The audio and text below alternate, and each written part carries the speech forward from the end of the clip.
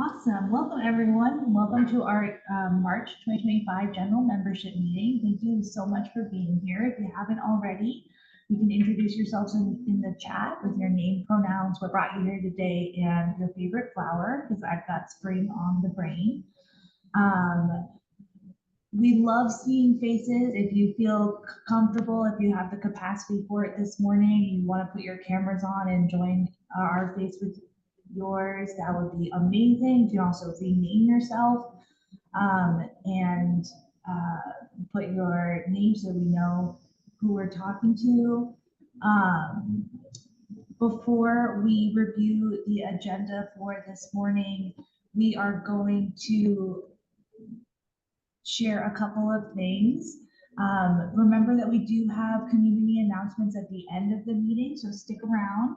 We've got some news for you, and start thinking about if you have something from your organization that you want to share as well, or from your life. And then we also wanted to remind everyone or tell everyone that we've got an upcoming training on the 27th of March, Thursday the 27th from 9 to 11. That training will be on TANF and Workforce benefits programs. We're doing this in partnership with the Solid Ground Benefits legal team. It'll go over applications, eligibility, common pitfalls, and then other programs that are available to people receiving those benefits. So if I am going to drop the link for that in the chat, if that sounds something that would be good for you, that'd be great. I forgot to introduce myself. My name is Danielle. I use she, her pronouns. I'm the communications lead here at the coalition. And my favorite flower is the sunflower, probably, or the daisy. Wonderful. Today we are going to have some time for legislative advocacy, state advocacy. We're going to have a presentation from the King County United Way Free Tax Clinic to help us learn a little bit more about our tax time and how we can get that done.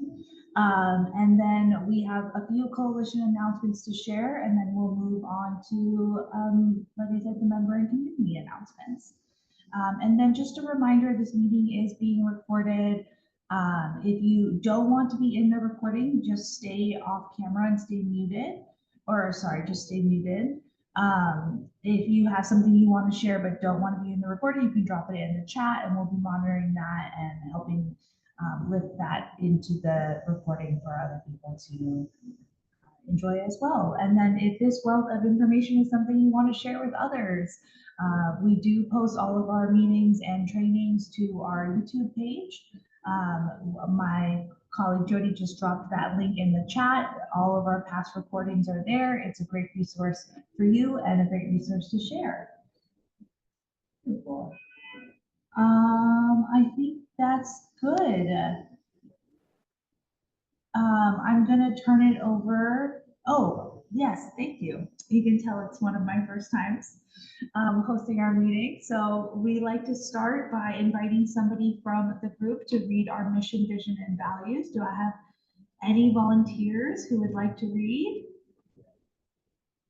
aloud so we can all hear? I'll go. Yeah, thanks, Karina. Yeah, Karina O'Malley, she, her, Lake Washington UMC Safe Parking. The Seattle King County Coalition on Homelessness's mission is we mobilize our community to challenge systemic causes of homelessness and advocate for housing justice. Our vision is a region that acts on a shared sense of responsibility to ensure that everyone has a home, and our values are equity, justice, and collective action. Equity is to center race in the fight for housing justice, as white supremacy and structural racism cause disparities in who experiences homelessness. Thank you, Karina. Wonderful. With that, I'll go ahead and turn it over to Hallie and Allison to start talking to us about some advocacy options and how things are looking at the state and federal levels. Thanks, Danielle. So I'm going to talk a little bit about the state legislature and what's going on there. And then I'm going to hand it off to Allison, who's going to talk a little bit more about what's going on at the federal level and how we're engaging with that. And we'll also invite you to participate in some actions with us. So where we're at in the legislative session, we're about halfway through. And a number of the bills that we've been supporting are not moving forward this legislative session. Former council member, now State Representative Janice Zahn from Bellevue coined a term that I love. She calls them, they're not dead, they're in hibernation. So there's a few bills that are not moving forward, including House Bill 1195 from Representative Strom Peterson and House Bill 1380 sponsored by Representative Mia Gregerson that are in hibernation until next year. And how it works is that because next year is a short legislative session, this year is a long legislative session. So bills will, if they're reintroduced next year, will be reintroduced into the committee that they stopped in this year. So they get to sort of like skip ahead in the process a little bit. They don't have to start from square one. So that's all just to say that like the fight on those is not over. Oftentimes it takes many, many years to work a bill through the legislature. And oftentimes how it goes is each year a bill gets closer and closer and closer and closer to the finish line until we can pass it into law. So even though like I was really sad after these bills, you know, entered hibernation, it's not the end for those, and we have a lot of work to do in the interim, and we'll be inviting you to participate in that with us. But I think there's some important things to highlight from sort of the process that we went through with those bills, especially 1380 in particular. We really did a lot of work to, and we'll continue this in the interim, to shift the narrative around homelessness and start to focus more of the public narrative on like the real causes of homelessness, and particularly for 1380, how criminalization or punishing people for surviving in public spaces is harmful to the people that are affected by that. It's counterproductive because that's not going to help people get any closer to getting housing. And it's really expensive for local jurisdictions. So that being able to sort of put that narrative forward and have that become more and more mainstream is really important, and is really going to help us, you know, move this legislation forward next year. Nancy, thanks for the question in the chat. Nancy asked, are both bills brand new this year? 1380 was brand new. 1195 was introduced under a different name last year. So both are fairly new within the last 2 years. Thanks for that question. And I'll invite one of my colleagues to drop some good press that House Bill 1380 got into the chat. It got in the news a number of times, which is really, really helpful and is going to help support us in moving it further next year. There are a number of bills that are still alive, including House Bill 1217, commonly known as rent stabilization. That one is a huge priority for our allies at the Housing Alliance, as well as for Democrats in general this year. And among other things, this would limit rent increases to 7% every year. So for tenants who are staying in the place that they're staying in. So if I'm going to stay in my apartment next year, my landlord can't raise my rent more than 7%. And that would be really, really important for helping people to both to be able to afford their housing, but also to be able to just plan for the future. Like right now, there's no state limitation on rent increases. And so people get thrown these huge curveballs of massive rent increases, and then they have to move, they have to move, they have to move until there's nowhere left that's affordable to them. So that's a big priority. We're working on that one really hard this year. It had a really, I think, a really positive public hearing in the Senate Housing Committee yesterday. And so its next step is to get a vote in the Senate Housing Committee, and we will certainly be sharing action alerts for that one. Okay. Another bill that's still alive is House Bill 1858, sponsored by Representative Sean Scott of my alma mater, the 43rd Legislative District. And that one would help close a loophole in document recording fees which fund emergency shelter and other homelessness programs across the state. Right now, there's a loophole that allows banks to avoid paying document recording fees when they buy or sell property from each other. Whereas, like, if Karina sold me her house, then we would pay, right? We would pay that fee as individuals making a transaction. But when financial institutions do it, they don't have to. So this would raise some really important new revenue for shelters across the state. But there is still a huge gap in those document recording fees. So it's essential that we pass that bill, and also the legislature has to add additional funding to avoid cuts to shelter statewide. That one has a public hearing coming up, which means that we have the opportunity to sign in pro. So if one of my colleagues can grab that link from the chat, all you have to do, signing in pro is like the quickest and easiest way to take action in the legislature. And all you have to do is just pop in your info into the required sections, make sure you select pro in the drop down at the top, and hit submit, and that's it. And it takes like less than a minute.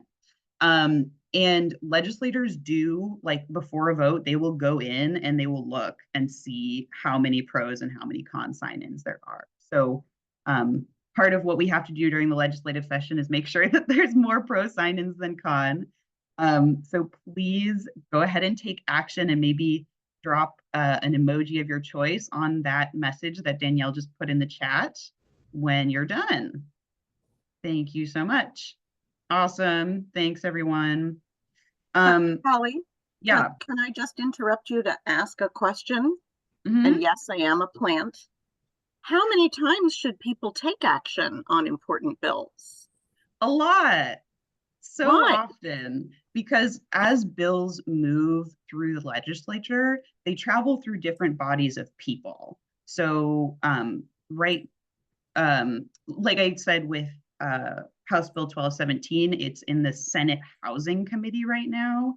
And that's a different body of people than the full Senate. It's a different body of people than the Senate Fiscal Committee. And so as these bills travel through the process, they see different groups of people. And so we will ask you, as soon as it travels to a new group of people or it travels to a new phase, we will ask you again to take action, and it's really important to do it. One thing that I will tell anybody that listens to me is that don't worry about annoying your lawmakers. They need to hear from you, and you will not annoy them by emailing them multiple times. And if you do, that's their problem. So don't worry about it. Yeah, Jody, go ahead. Okay, only kind of a plant. This is a legit question that I have every year, and I don't know why I can never hold it in my brain, but it is the state of my brain these days, folks. But if I'm having trouble tracking when I signed in pro, or I sent my, is it okay to do it again and again, even if I've already done it for the same stage? Because I keep doing it because I don't want to miss my chance. And this is the state of my brain these days. So is that okay? It is. Oh, I don't think it's a problem. You can search and see if you've already signed in pro. So if you go to the bill page on the legislature's website, you can scroll down and it'll say, see who has already signed in for this item. And there's a little search bar and you can search for your name. So once I'm done talking, I can grab that link for people so people can see like where it lives in the website. But I don't think there's any harm in signing. Like, I wouldn't recommend intentionally signing in like 100,000 times for the same thing all at once. But if you like forgot and you did it again, like it's not a problem. Yeah. Thanks, Jody. Yeah, because I've been in the same boat, right? I'm like, I can't remember if I've signed in for this. Let me go check. Okay. Any other questions before we chat a little bit about Housing and Homelessness Advocacy Day? Awesome. Thank you, Anitra. I see lots of people taking action. Okay. Seeing none, I'm going to, maybe could one of my colleagues share the slideshow if anybody has it open? I can also grab it again. But we, Go ahead. Oh, okay. I can grab it if my computer decides to work, because I want to share with you some pictures from Housing and Homelessness Advocacy Day. We went to Olympia last Friday, and we took a bunch of advocates with us. We had a bus full of about 40 advocates and service providers and people with lived experience of homelessness.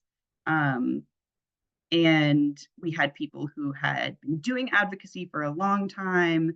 We had people who had never been to Olympia before, all joining us on the bus. You can see some selfies from the bus. The photo in the bottom right is our bus group in Olympia. So it's a good crew of people. It was a lot of fun. We spent all day rallying on the Capitol steps, particularly around House Bill 1217, rent stabilization. That was sort of the main focus for the day. And meeting with our lawmakers and sharing with them how important it is to us that they pass rent stabilization, but also other important bills and budget items this year. So it was a really nice experience. Like, just for me personally, like big crowded events are not always my favorite place to be, but it was just really nice to be in community with people all fighting together for the same thing all at once. And I feel like that was just like some good, it felt like healing almost, right? Like compared to just a lot of the negativity in the swirl that's out there right now. So it was really awesome. If you get a chance to go to an advocacy day throughout this legislative session, I would recommend checking it out. And we'll be back for this again next year.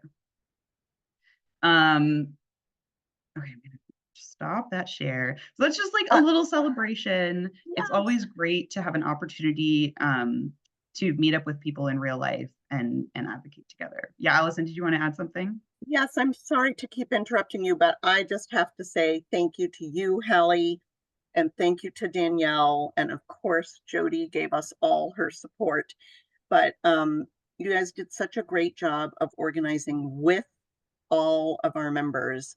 You filled the bus fuller than we've had it in recent years. It helped that we didn't leave at 6:30 in the morning.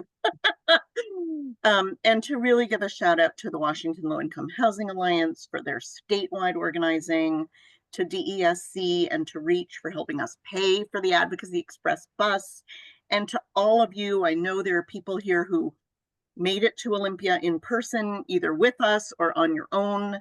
Would love to hear just a thought or two from you in the chat if you want to unmute yourself and just share something quickly. But also to say we may need to go back again this year.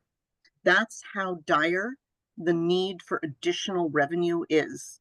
This session, we probably can't afford to rent a bus again, but you may be having an opportunity, if you didn't get to go this time, to go rally for revenue And also, it's so much easier now to participate, even if you can't go to Olympia in person. And so all these opportunities, signing in, even giving testimony remotely. Before the pandemic, that was never an option. So don't feel badly if you didn't get to join us. It was a powerful day, but you can participate and you can bring your coworkers, your guests, your clients, your residents, virtually or truly again, and we're happy to answer any questions and support you in doing that. Your lawmakers are also, some of them still having town halls, and those are in district. And so sometimes those are really excellent ways to show up, ask questions, and tell them to prioritize backfilling $253 million in document recording fees so that we don't lose services in and across the state. Thanks, Allison. That's a great segue to talk a little bit more about the budget situation that we're in at the state. So we've talked a little bit about some policy bills, like rent stabilization. How it usually works is that the legislature focuses really hard on policy bills in the early part of the session, and then they sort of start to switch gears right around now, and they start digging in on the state budget. So that's sort of where we are right now. We're expecting the Senate and the House to release their proposed budgets sometime around next week. And then we will have to advocate really hard to have a good final state budget that sustains housing, shelter, and services across the state. As Allison said, we're facing a huge deficit in document recording fees, about $250 million statewide over the next 2 years. If that doesn't get filled, we will have unacceptable losses of shelter spaces across the state. So that is a huge, huge priority for us for the budget. And being able to backfill document recording fees and being able to allocate funding for other programs like the right-of-way program in King County is really expensive. Right now, our best estimate is that the legislature needs to add about $186.6 million over the next 2 years to sustain services in King County alone. And so that's not feasible without new revenue. So part of the conversation is, hello, legislature, you need to add these funds. And then the other side of that coin is you need to raise progressive revenue to do it. And when I say progressive revenue, that means taxes that that people and businesses pay according to their ability to pay them. So taxing wealthier people more than low-income people. That's what I mean when I'm saying progressive revenue. What we've heard is that the budgets that the Senate and the House will propose will likely include some, but not enough, new revenue. So part of our job in the coming weeks and month, is going to be really pushing hard for enough progressive revenue to sustain those services. So please, if you're not already, you are welcome and invited to get on our Action Alert mailing list. If one of my colleagues could drop that in the chat, that is absolutely the best way to stay in touch with us and know when it's time to take action on these things. It's literally my whole job during the legislative session to make it really easy for you to take action. And so we try to do that as best we can. Okay. So that, I think that's all I got for the state legislature. Are there any questions about the state legislature before we move on?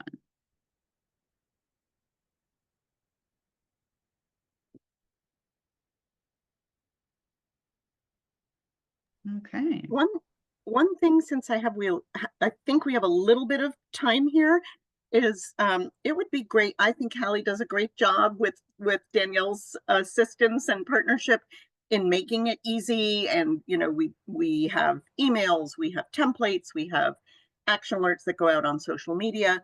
But it would be great to hear any thoughts that anyone has. We had an example from Kat at Real Change of what you do or what you think you could do to make it easy for other people to take action too. The reason that we're a coalition is that those of us here in this room today touch and reach and are connected to thousands of other people. And that's the power. That's why when we had this urgent action alert, the message that went out earlier this week for people to sign in pro on the rent stabilization bill before 12:30 yesterday, Wednesday, Hallie told me it was the biggest uptake, the best open rate of any action alert that they had sent all session, which is awesome. But how can we amplify that? How can we expand upon it?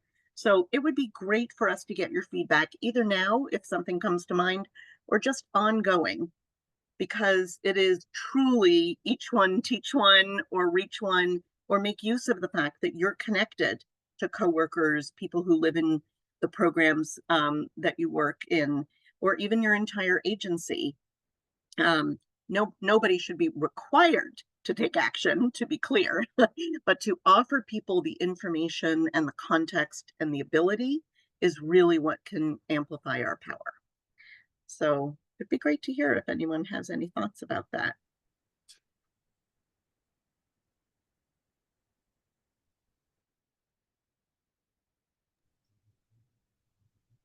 There is a question in the chat from Nancy. Okay. Are there any particular districts or legislators who need a nudge right now? Excellent question, Nancy. Thank you for asking it. This is always an interesting part of the dynamic. We're here in King County. The folks on this call probably live in King, Pierce, Kitsap, Snohomish, multiple different places in the Puget Sound region. Some of you might even be further afield than that and working remotely or signing in from elsewhere. And in general, I would say in King County, the districts in South and East King County probably don't hear those electeds, probably don't hear from as many of their constituents as the people who represent Seattle districts do. And at the state level, that's probably true of people in Eastern Washington and in the more rural parts of our state. And what that means is if you went to school in Wenatchee, if you have family members in Spokane, if you have friends who care about this issue, who are in Tacoma or on the peninsula, you should focus on reaching out to them, help them know which state legislators are theirs, and help them understand that their communications are really hugely important. But that said, as you well know, Nancy, and as I think everybody here knows, usually when Hallie's sending an action alert, she's inviting you to reach out to the people who represent you. And that's really important too. What we know is that lawmakers who may hold a position that we agree with need to hear that we agree with them. And lawmakers like my state senator, who took a vote against rent stabilization, need to hear from me about why we're disappointed in that. And one thing that we don't have a picture of because they're on my phone and I forgot to send them to Danielle, but I will, is the picture of the thank you card that we wrote for Representative Mia Gregerson, who sponsored House Bill 1380, which is the one we're all going to be working on in the interim together, which would say, okay, if you're going to make a law about where people can sit, sleep, lie down, be safe in public space, your law has to be objectively reasonable. And even though that bill did not proceed past the first two cutoffs, it did make it further than a lot of people thought it would.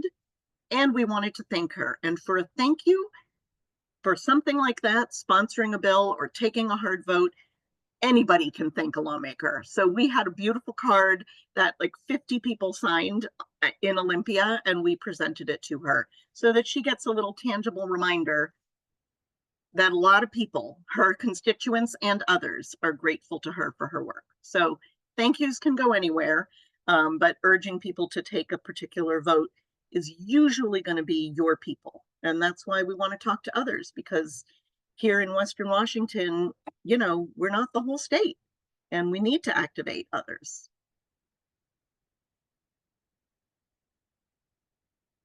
And we'll get you some pictures. We gave her flowers too.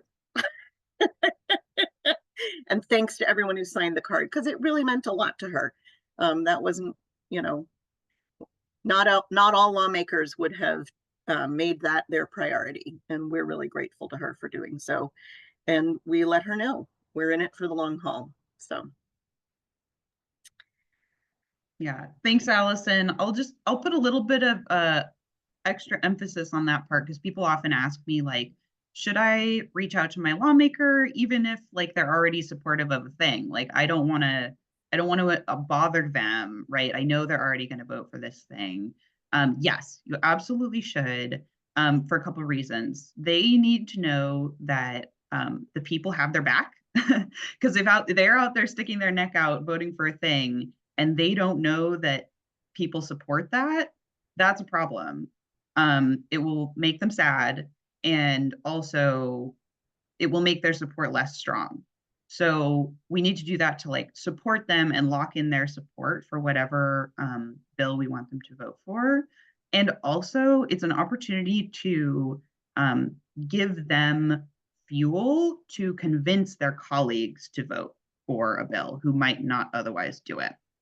So that's a really great opportunity to like share a personal story with them that they can then share with their colleagues. Like, I heard from someone who had to leave their apartment because they got a 30% rent increase. Like, that is a real thing that they can then, you know, take to their colleagues and use that to try and convince people and build support for a bill. So TLDR, always email your lawmakers, even if they support the thing. You can also call them, and some people are more into doing that. And it also means that you might get to talk to a real live person, usually their legislative aide or session intern.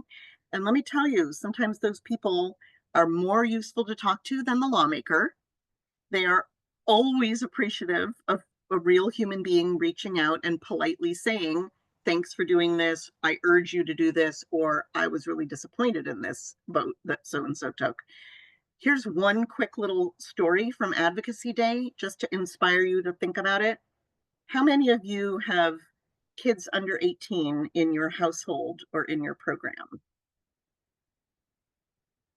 So I know some folks on this call do. Our friends at the YWCA run an after-school program that serves a lot of kids whose families are experiencing homelessness.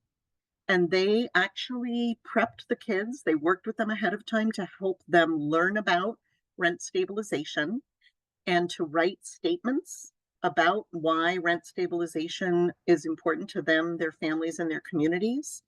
And in the lawmaker meeting that I had with my state senator, there were 7 children in that room, ages 7 to 11, who sat there, and the lawmaker was very interested in hearing from them and very kind and welcoming to them.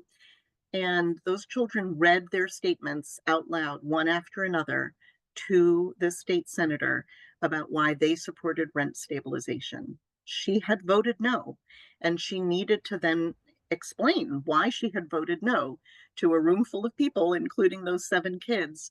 And, you know, that is democracy in action. And it is really a powerful way to also help bring the next generation along. You don't have to be a US citizen. You don't have to be 18. You know, you can have your voice heard in our system as it currently stands.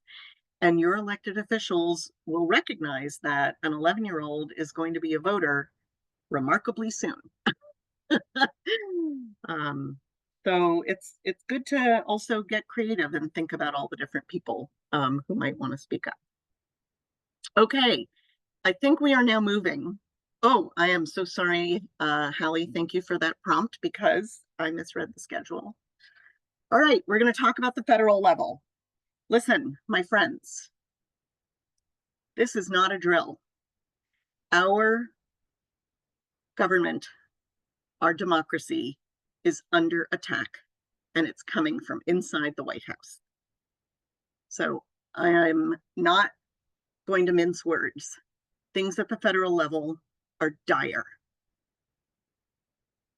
The President of the United States is very likely to sign an executive order later today eliminating the Federal Department of Education. Okay, listen to me carefully. He does not have the power to do that. It is illegal. Only Congress can establish or remove a federal agency. So what we are dealing with here goes beyond people doing things that we may disagree with or dislike. That is how serious our circumstances are.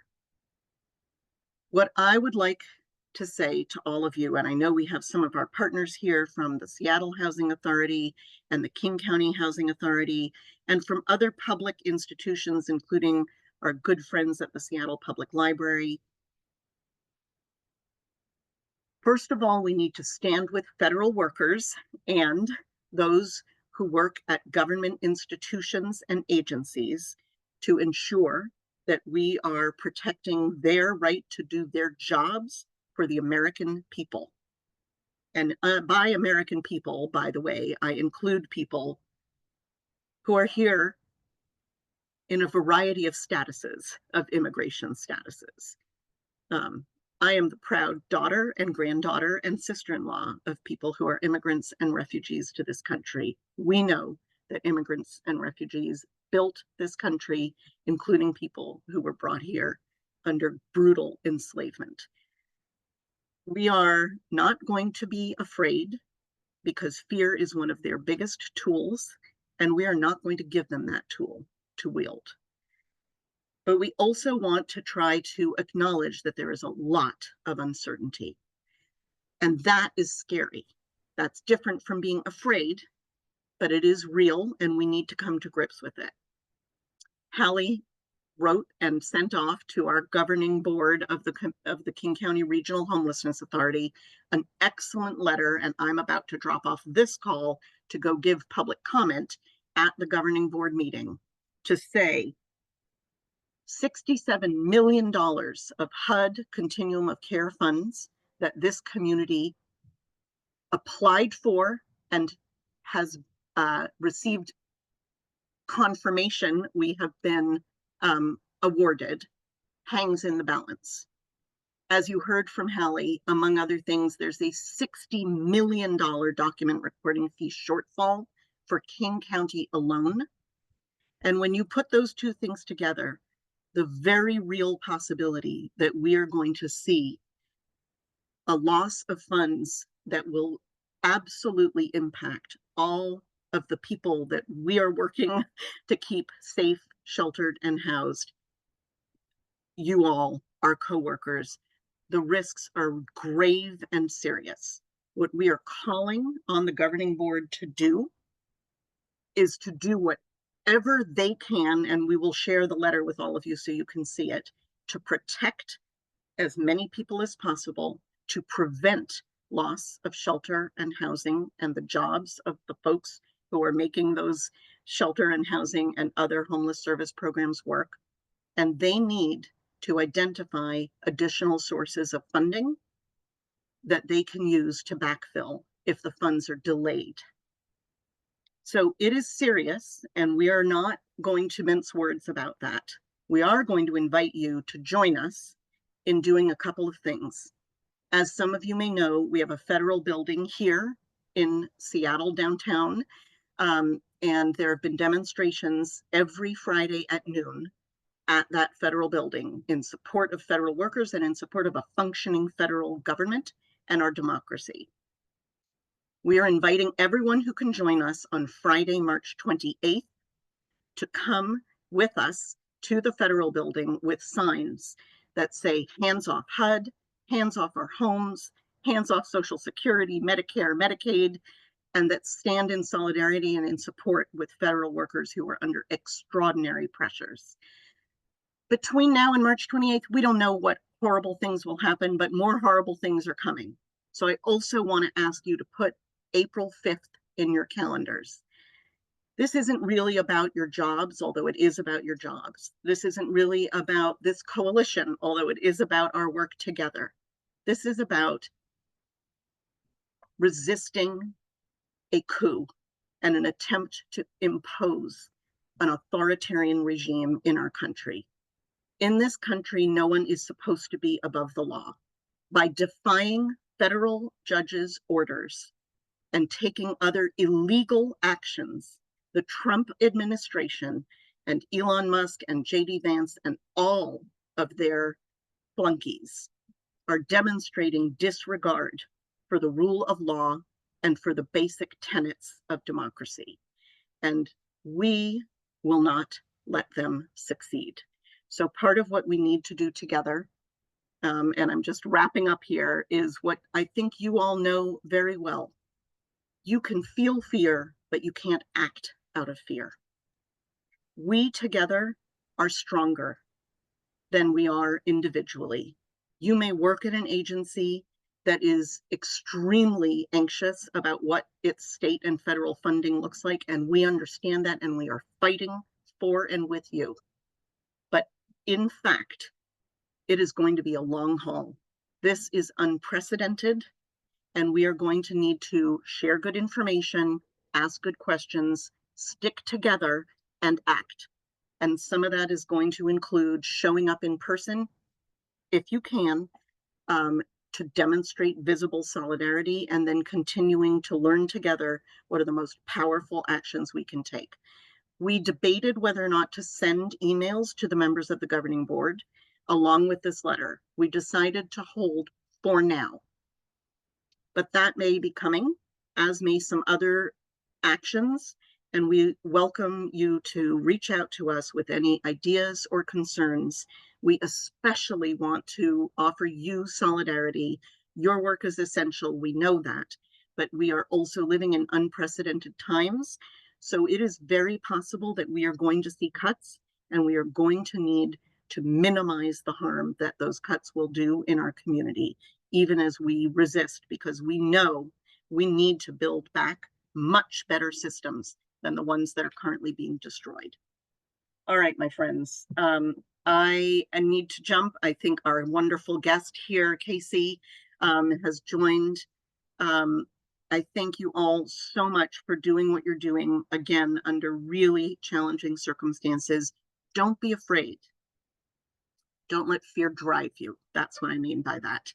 And thanks everybody for also helping people file their taxes and get their refunds.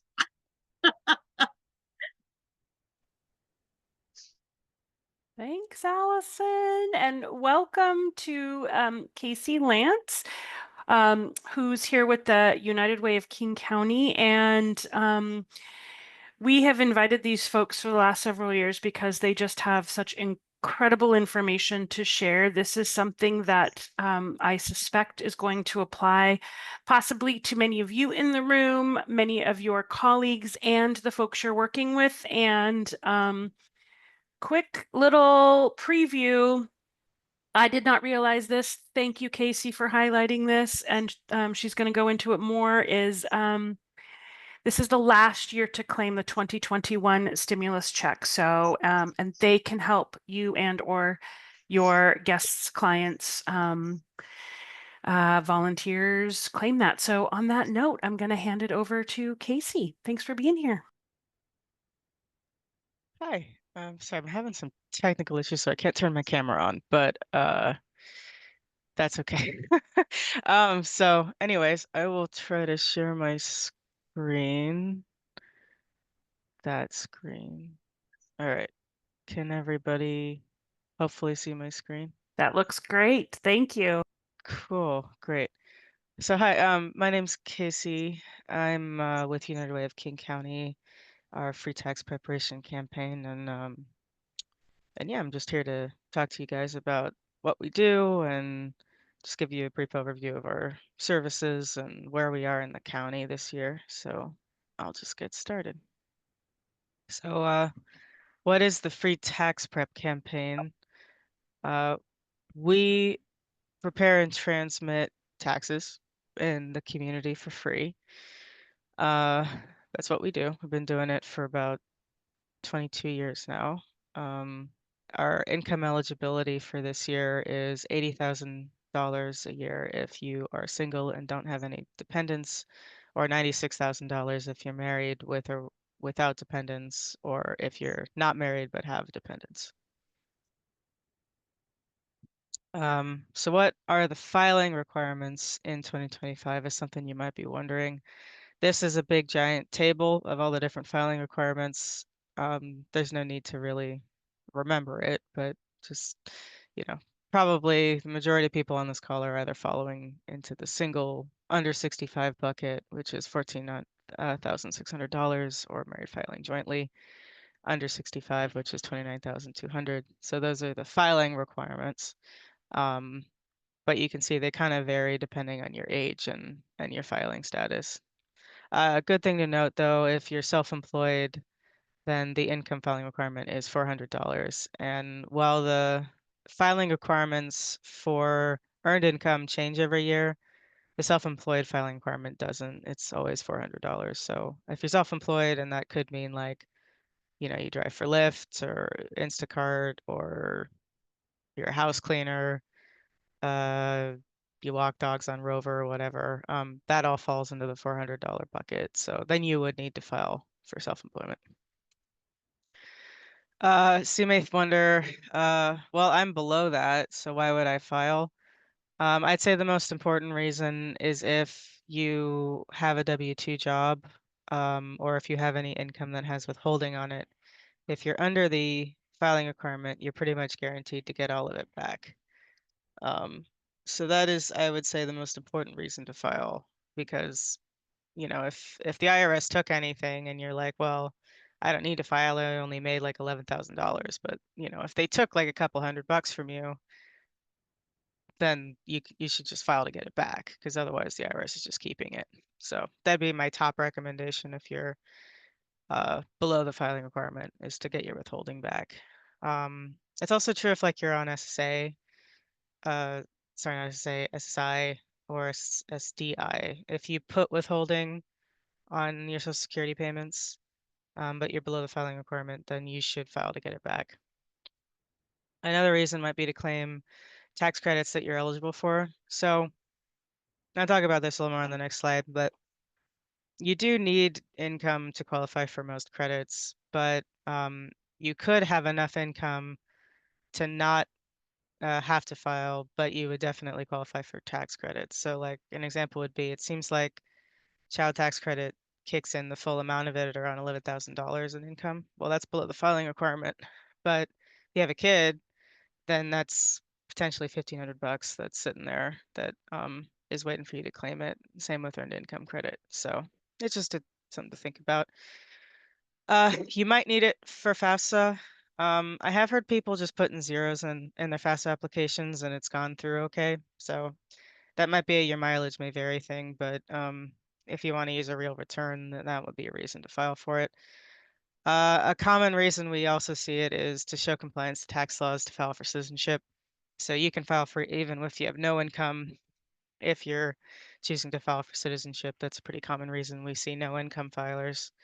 So that's a good reason to think about if you have any non-citizens, because the IRS, or I guess the immigration, whatever, they like to see that you've complied with tax laws. And then the final reason is to possibly qualify for social services.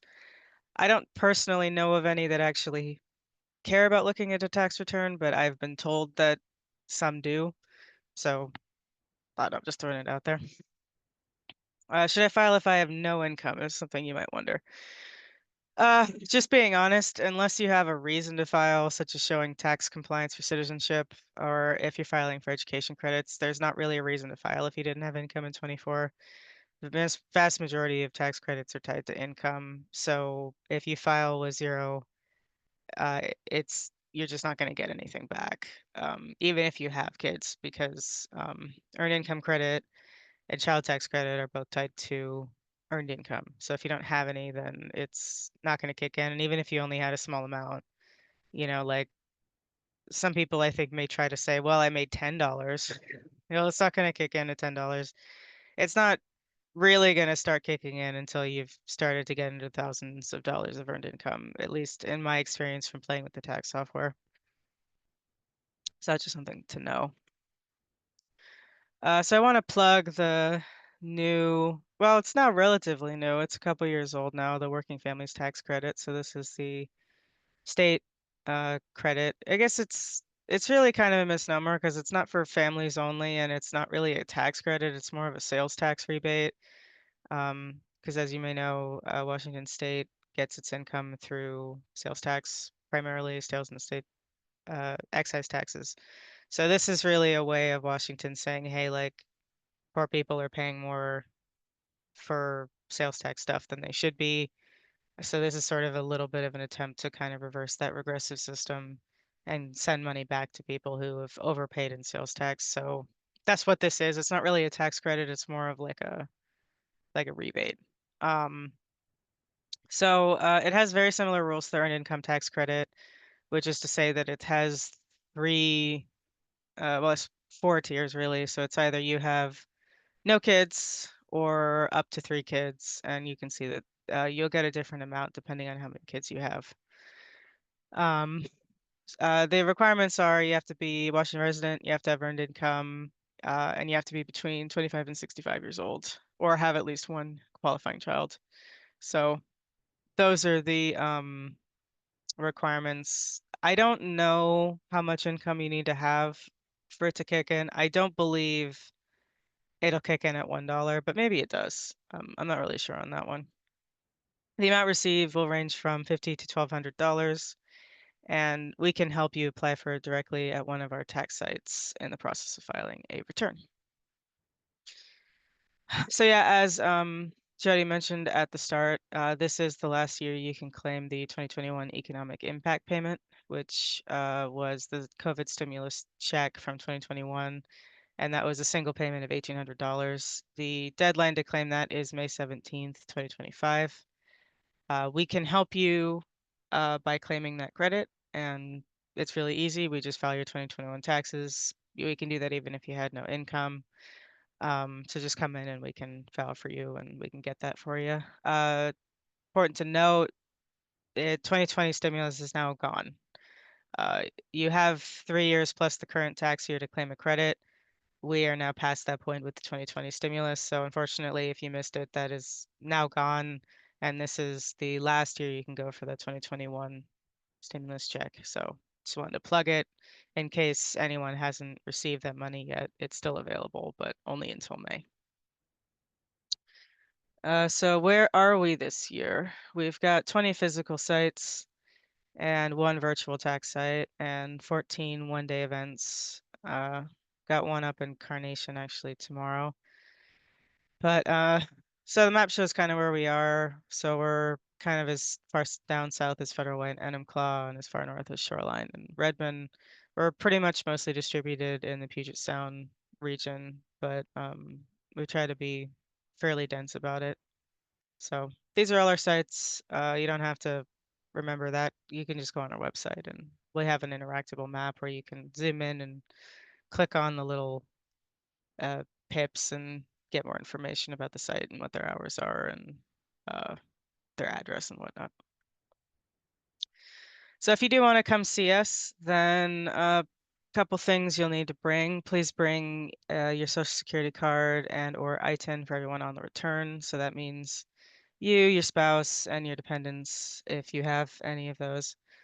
You can bring a picture of the social security or ITIN. That's fine. As long as it's on your phone and we can read it, it's fine. Please also bring photo ID, preferably government issued photo ID. In this case, that has to be the physical ID, the physical card, and it also has to be current. So we can't accept expired IDs, and the IRS is being pretty specific this year that we can't accept pictures of it, so it has to be physical IDs. Please also bring all your tax documents. We don't want to do a partial return and then have you come back, so please just bring everything so we can do all at once. And then finally, if you're interested in direct deposit or paying directly from your account if you have a tax bill, then please bring your account and routing numbers for your bank, and then we can set that up for you. If you or someone you know needs ITIN assistance, either applying for an ITIN for the first time or renewing it, we can assist with that. This information is also on our website, but I just want to share that we've got several tax sites. And I think it covers most days of the week. We offer ITIN services, so please visit our site for more information if that's something you need. And we'll be offering the service through April 16th at our sites. And after April 16th, you can still get ITIN services with our partner, Express Credit Union, but you would just need to go directly to their office to do it because they won't have a presence at our sites anymore. If you're interested in virtual tax prep, then we offer that too. We can do that for anyone in Washington State. Doesn't matter where you are, doesn't have to be King County. It does have to be Washington income though, or at the least it has to be income that's from a state that doesn't have income tax. But yeah, doesn't matter. You could be in Spokane, you could be Ocean Shores, whatever. Just go on the website, getyourrefund.org/UWKC, and we can help you out. You can do it on your phone, everything on your phone even. You don't need a computer to do it. The phone's kind of the primarily way that you interact with the system, and the system will walk you through every step of it. It kind of asks you a bunch of questions and asks you to photograph your stuff and then uploads it to the system, and then it creates a virtual ticket, and inside that ticket, our virtual tax preparers will talk to you, and it works very similarly to our in-person model.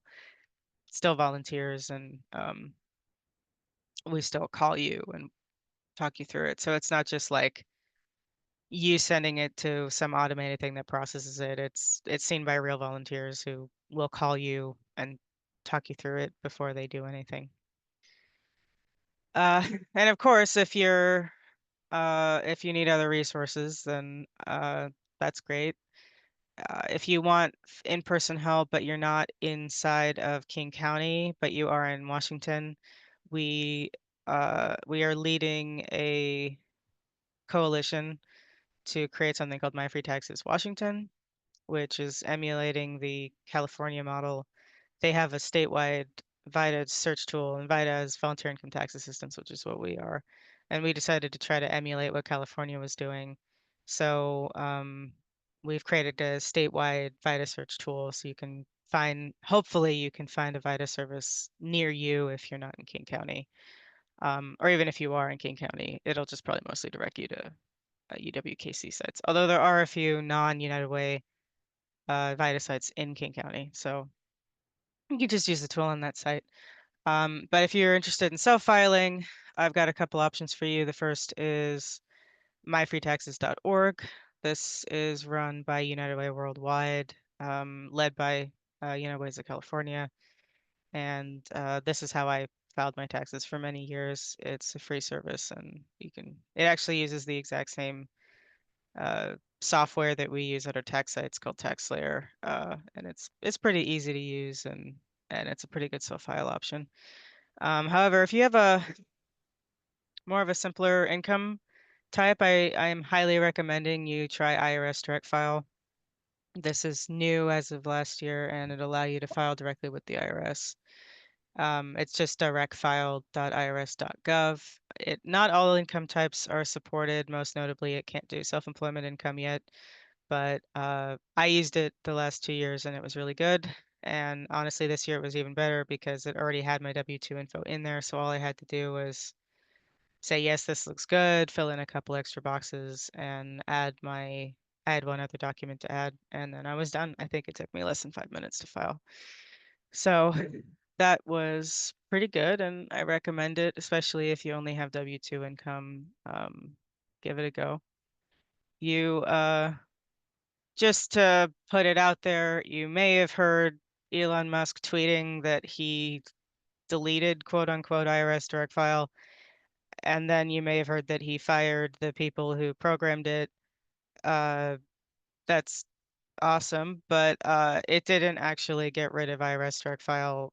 You can still use it. I used it literally a week or two after he tweeted that. So I've talked to the people who are on the direct file team. It still exists.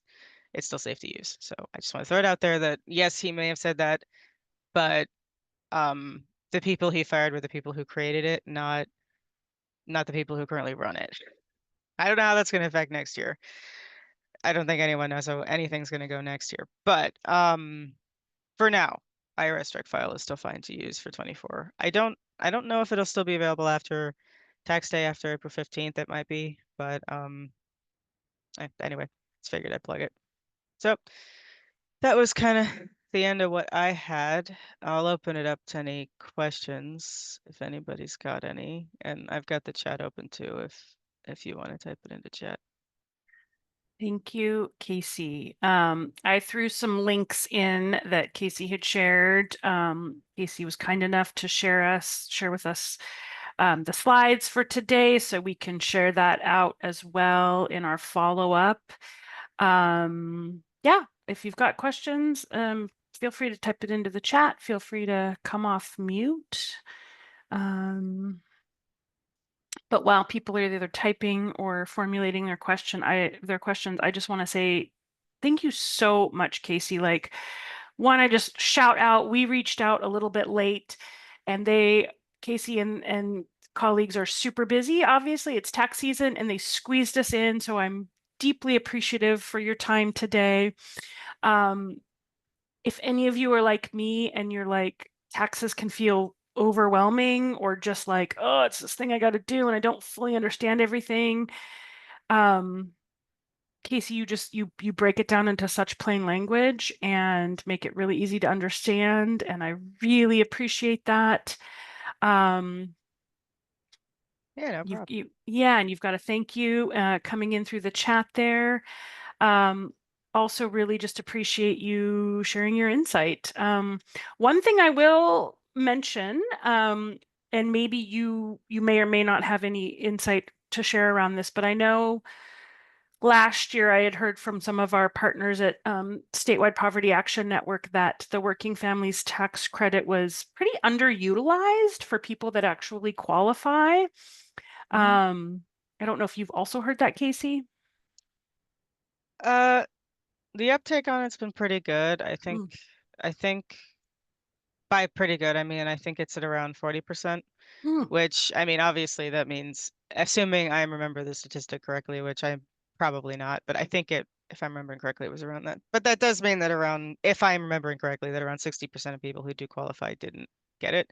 The good news is it follows the same as the IRS rules, I believe, which is 3 years plus the current tax year. So you can still file and claim previous years if you miss them. And even if you already filed your old taxes, you don't need to do an amendment. You can just, you can honestly just go on the Working Families Tax Credit website and apply for past years, or we can do it for you at one of our tax sites if you want. But yeah, I mean, uptake is good for a brand new credit, but it's definitely, it'd be great if we could get it up to like 100% of the people who are eligible to get it.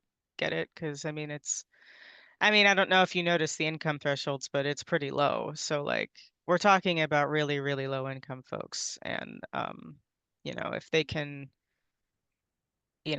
I think anyone in that income bracket could benefit from that little boost of income. So I highly recommend anyone who does qualify, applies for it, particularly if you have children and you're low income. It's a great option. It's not like a ton of money, but I mean, I regularly am giving people like $900 something. I regularly see people with like 2 kids. That's $900, so. Yeah, it's not nothing. I really appreciate you expanding on that and reminding everybody that, it's they've got the 3 years plus the current tax year to still apply for it. I am going to let you go because I know you all had other appointments today. I mean, you're welcome to stay for the rest of the meeting, but I know you are busy. No So problem. thank you so much for being here. Really appreciate your time and your expertise. Have a wonderful rest of your day. Sure. And I'll just share um my email in the chat in case anybody wants to reach out, or if they want to give a client or someone they know, if they want to reach out to me, just give them that email, which is freetax@uwkc.org. It's not my personal email, but it goes to the inbox that I monitor, so it'll go to me. But yeah, feel free to share it out, and that's what I got. So I'll stop Thank you. sharing my screen and I'll get going. Thanks, Casey. Have a great day. You too. Thanks. Bye. Bye. That kind of leads us in, I know we already talked a little bit about the temporary assistance for needy families and the Work First training that we have coming up with our Solid Ground Benefits Legal Assistance partners. That is next week, next Thursday. Same time, same place, full 2 hours. This is an incredible opportunity to learn about these cash benefit programs. And because there is that sort of element of, trying to look for employment and that Work First component, most people have to participate in it. But the legal team at Solid Ground really helps break that down as to that can look like looking for housing or going to school. So it doesn't just look like employment. It's a goal that can really sort of match a person's circumstances. So if you are someone that helps support people trying to apply for these benefits, keep these benefits, or your colleagues do, please share out that link. And we will be recording it as well if you can't make it. Following that, we've got our training with the Northwest Immigrants' Rights Project, and we're going to be talking about ICE and immigration and really making sure folks have a good understanding of how best to respond, what their rights are if an ICE shows up at your door. I'm going to be meeting with the presenters on April 1st to really define that training. So it's really largely targeted towards service providers, but we've also been hearing that there are a lot of for when it shows up at your workplace, but we also know that this impacts a lot of people that are employed as well. And so I think it's going to be a really good training for everybody. And then it's never too early to sign up for our next membership meeting. So April 17th, we are going to have more, we're still in our long legislative session, so we'll be giving you more information about where we're at with that. I'm sure we'll have federal updates to talk about as well. And then we're going to have the Sexual Violence Law Center joining us. They are a really holistic agency that works with folks that have experienced sexual violence, and they're going to be sharing a lot about their programs and their resources. So we have a lot of really great stuff coming up for providers to support and make their work easier. Before I hand it over to Danielle to talk about Give Big and announce our member announcements, we are actively recruiting for our board of directors. So this is a way to serve and support the coalition. You do not need experience, but we do want you to be able to engage around nonprofit governance as required by our 501(c)(3) status. The board of directors does sort of financial oversight, and then they do a lot of fund and fundraising just to make sure that people know about the good work that we and all of us are doing together. Applications are open until Friday, April 11th at 5 p.m. Pacific Standard Time. We will then have information sessions on April 8th, and those are in the evening. I think there's 2 sessions. It's a kind of a late afternoon, early evening, and then later into the evening. And then the way the process works is the board of directors looks at all the applications and then invites people in for interviews, and then we bring a slate of candidates to our members to vote on. So that's the way that process works. But it's another way to be involved in the coalition. So I believe we've been dropping links and all of that. And on that note, I'm going to hand it over to the lovely Danielle. Hi again, everyone. We are preparing for Give Big, which is a statewide social sharing campaign for fundraising. Lots of different organizations, nonprofits across the state participate, and we participate every year. It's one of our, big pushes for funding, fundraising. Has anyone here participated in Give Big before? Are they familiar with the program? Have they run campaigns or anything like that? Okay, cool. I'm seeing some emoji reactions. That's great. We are looking for people who would be interested in helping us get the word out about the coalition. You would work with me, and I would help you share basically why you believe in our work and believe that other people should help support us. So if that's something you're interested in, I'm going to go ahead and drop my email in the chat. Please reach out to me. We'll be doing some reach out of our own. You'll see emails and social media from us. But yeah, we'd love to try and get as many people involved as possible. Like Allison was saying earlier, each one, reach one, teach one. Our reach is amplified by who we know and who we can connect with. So yes, that's all I have to say about that. I think now would be an okay time to start for member announcements. Wonderful. Does anyone have a member announcement that they'd like to share? I know we have some folks from Wheel, Anitra, and Anna. If you wanted to open us up here.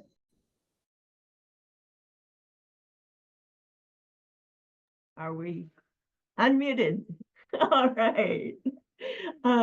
Thank you very much for inviting us. I'm Anitra Freeman. I've been a participant in Wheel and Share since 1995. My name's Anna. I'm a participant with Share for a couple of years now. And Anna currently stays at the bunkhouse, yeah, down in Columbia City. So